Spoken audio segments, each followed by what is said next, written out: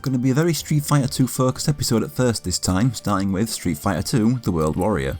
It is the most important fighting game ever, but most people who are watching already know this, so I won't bore you with all the same shit you know. I played a little bit of the computer version my uncle had when I was very young, but didn't think much about it until I had SNES 9X installed on my first Xbox as a kid. That's when I got reintroduced to this game, but I didn't play much of the original since Turbo and Super were available. There are many versions of Street Fighter 2, and you're going to see 6 of them this episode. There'll be the 5 arcade releases along with a port. The remaining 4 versions I plan to play will be saved until after I've covered the alpha games, because a couple of them retroactively add in aspects from those games, and I'd rather talk about those things when they first appear. The game is set in the World Warrior tournament, hosted by M. Bison, who secretly wants to use the contestants as brainwashed soldiers for conquering the world. Not much, but this was pre-Mortal Kombat, pre-SNK fighting games. The game uses 6 buttons: light, medium and heavy punches and kicks. Throws can be done up close, back to block, and the usual quarter circle command inputs for special moves.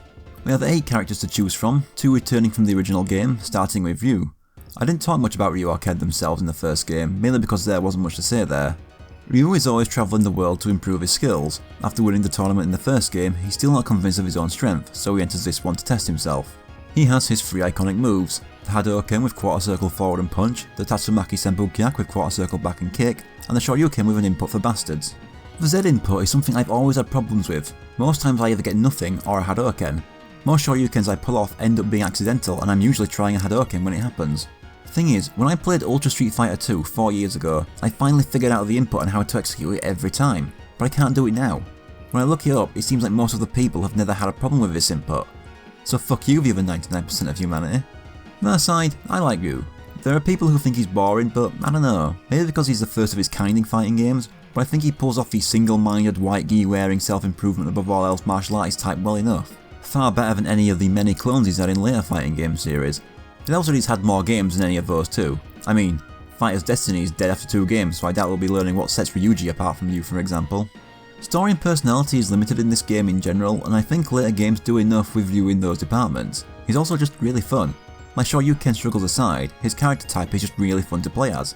Simple, no complex mechanics, the perfect character to start with. The fact there has now been about 12 variants of his moveset across the series shows the simple beauty of it. I like his stage too, Suzaku Castle. Until his appearance in Smash, I didn't even know this place had a name. It's not my favourite version of the stage we'll be seeing, but it's still a good one. He's also got one of the best character themes in the series. Considering he's the main character and in every game, he better. Next is another returnee from the first game, Ken Masters. Ken is Ryu's best friend and rival and trained under the same master as him.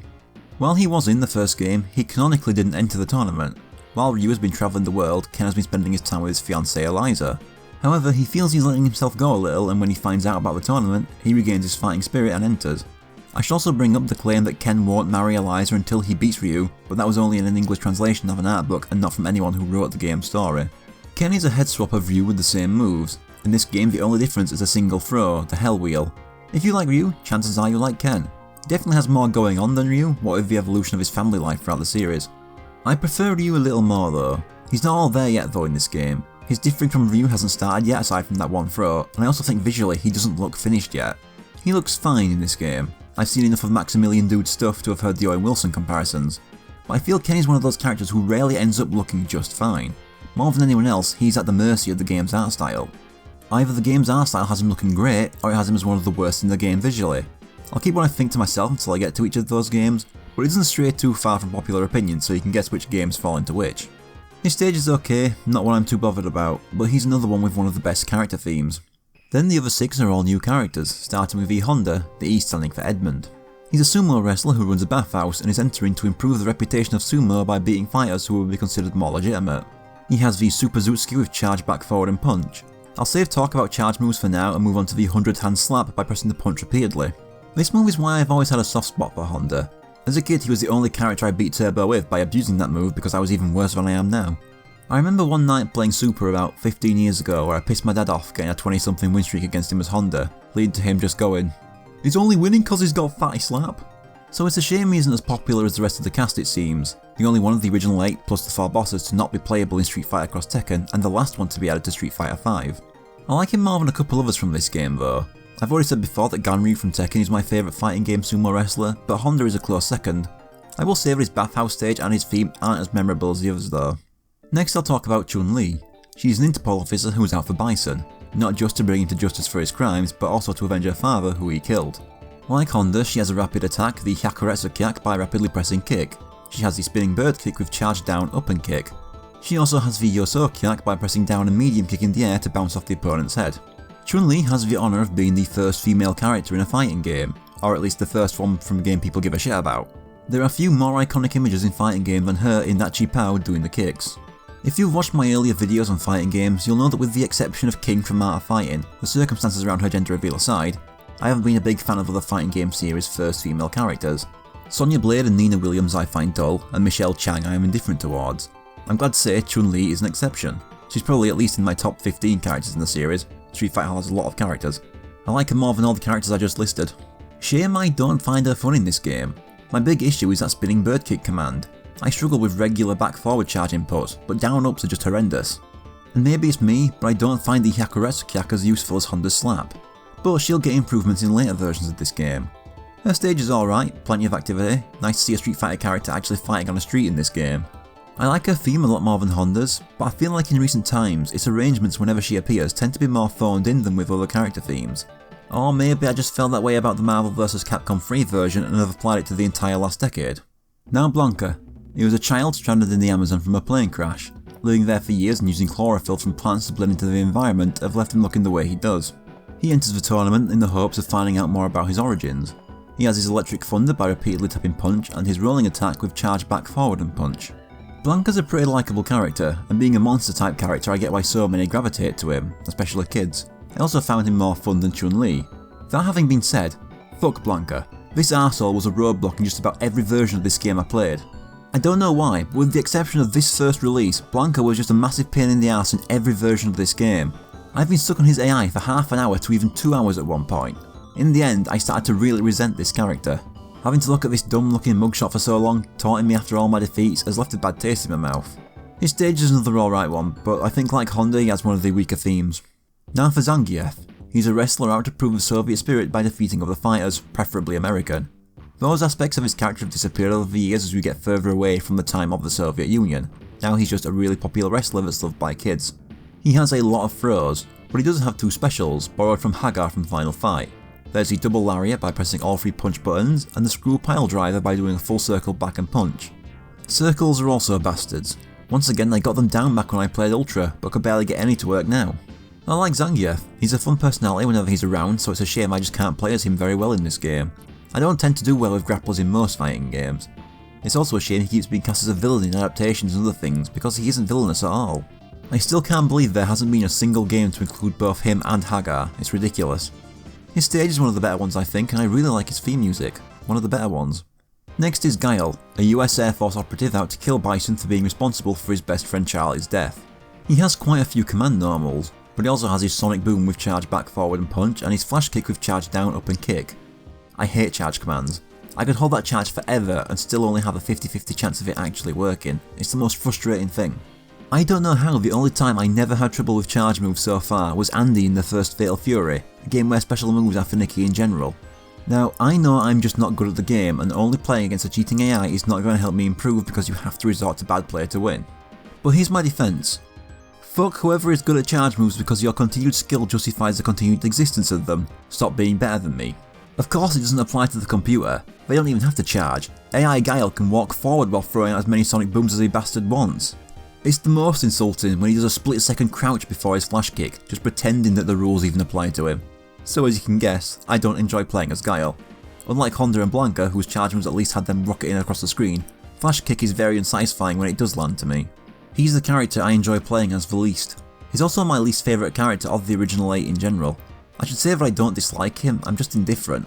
I've never liked his visual design. He's very ugly and his dumb hair doesn't amuse me like Paul's in Tekken's does. It's also possible that the sheer overexposure of the Special Forces characters in Mortal Kombat has made me resent all US military characters in fighting games by default. But to be fair, Guile isn't nearly as ubiquitous in this series as Sonya is in hers, or as aggressively boring. He has one of the more memorable stages and one of the best themes though. One little anecdote. For years I never heard the word Guile, so for an embarrassingly long time I pronounced his name as Guile. Finally we have Dalsim. He's a yoga master who dislikes fighting. However, his village is suffering crushing poverty, so he enters the tournament to win the prize money to save them. After 5 characters with charge or full circles, it's nice to see a character with simple stuff again. There's his Yoga Fire with quarter circle forward and punch, and his Yoga Flame with half circle forward and punch. He also has 2 drill attacks with down and heavy punch or kick in the air. A lot of his attacks also include stretchy limbs for some great range. Dhalsim's pretty likeable for being the most selfless character in the game. The rest of the cast is there for either self-improvement, self-promotion or revenge. Nothing against those things, but Dhalsim is here to save lives. I find him pretty fun despite me being terrible with him for the first few versions of this game. He took the longest for me to beat the game with at 2 hours. The stretchy limbs are fun, but if someone punches his foot halfway across the screen he's knocked back as if he smashed his face in. I fucking hate his stage by the way. Not for the visuals, but for those elephants. They will not shut up and it's the most obnoxious sound effect.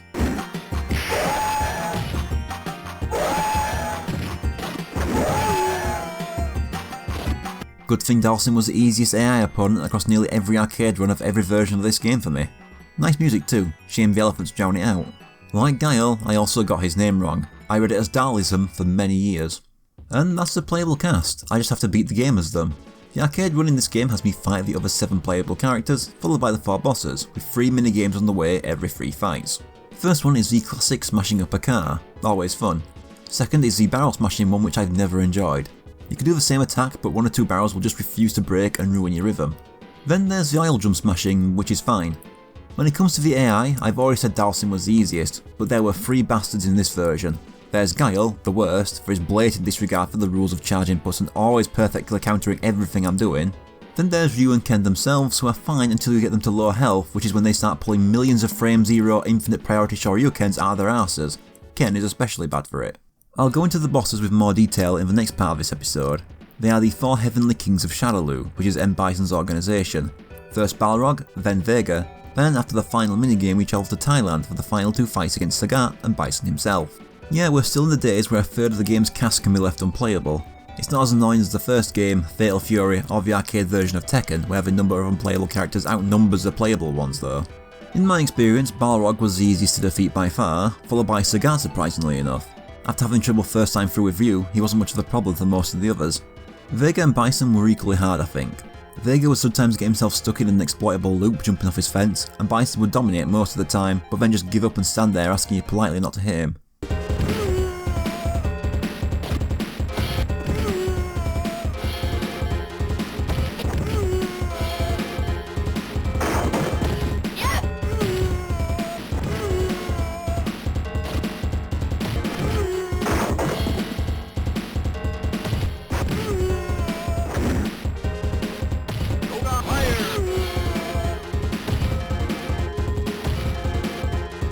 As for endings, Ryu skips the award ceremony, not caring for the celebration, only the fight. He then continues his travels to improve himself. For Ken, Eliza shows up to his victory and they get married. Ken is also strangely wide in that ending picture. Honda continues training his students, letting them know he's going to be just as hard on them as ever and they all relax in his bathhouse. Chun-Li visits her father's grave to let him know he was avenged, then decides to go back to being a normal single girl. Blanca is reunited with his mother, who recognises him based on the anklet he wears. He also learns his real name is Jimmy. Zangief is greeted by Mikhail Gorbachev and praised for showing the strength of the Soviet spirit before they both Cossack dance. Guile is prepared to kill Bison before his wife and daughter, Jane and Amy, talk him down from becoming a murderer and beg him to come home with them. Finally, Dhalsim returns to India with the money and 3 years later bonds with his son over his victory, and why did they draw Dhalsim's family so caricatured? And that's the first part of covering Street Fighter 2. This game is incredibly important, but how many of us still actually go back to this vanilla version? Even if you don't care for the expanded cast from Super or the increased speed in hyper fighting, I imagine most would want to just play Champion Edition instead. I myself never go back to this one, mainly because of that incomplete playable cast. So it's a good game, but its updates render it a little obsolete outside of historical curiosity for me.